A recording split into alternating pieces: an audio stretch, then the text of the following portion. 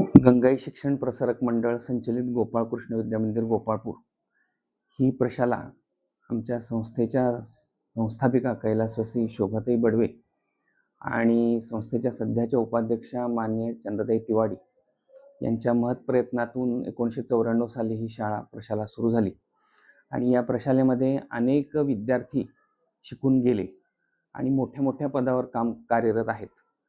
तर 2026 सालचा आजचा प्रवेशोत्सव आम्ही आज प्रशालेमध्ये साजरा केला.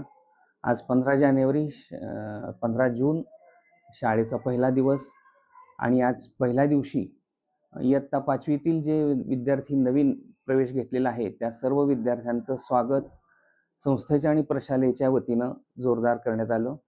वर्ग सजावट करून सर्व विद्यार्थ्यांना प्रशालेत त्यांचं स्वागत करण्यात आलं.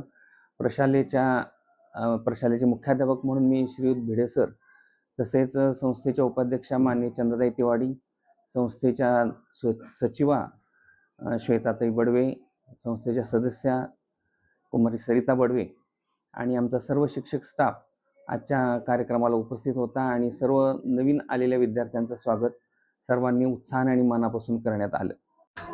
आज इयत्ता 5वीमध्ये नवीन विद्यार्थी जे प्रवेश घेतलेले आहेत तर 35 विद्यार्थ्यांचं आज स्वागत करण्यात आलं. 35 विद्यार्थ्यांनी आज नवीन प्रवेश घेतलेला आहे.